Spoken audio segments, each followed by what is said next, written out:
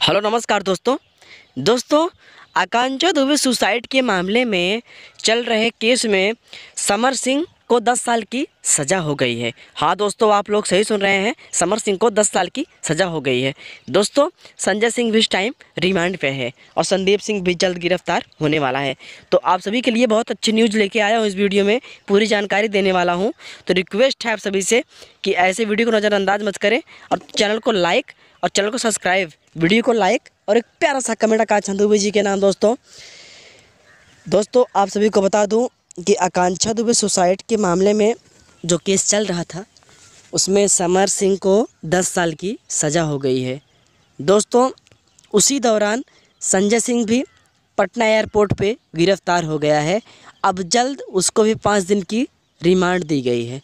अब वो भी वकर देगा इसके पीछे रीज़न क्या है और किसका हाथ है। दोस्तों आप सबको मालूम है कि मुजरिम तो 3 ही थे, एक संदीप सिंह और एक समर सिंह, एक संजय सिंह। उनकी माँ भी बोली है कि मेरी बेटी को न्याय मिल रहा है, शायद हमको ऐसा लग रहा है, लेकिन ऊपर वाले जाने और योगी बाबा जाने। दोस्तों मुझे आशा नहीं पूर्ण भरोसा है कि आकांक्षा जी को कोई भी कातिल है वो मारा जाएगा, या तो फिर इनकाउंटर में, नहीं तो फांसी, नहीं तो उम्र कैद। दोस्तों समर सिंह तो फिलहाल निर्दोष ठहरे।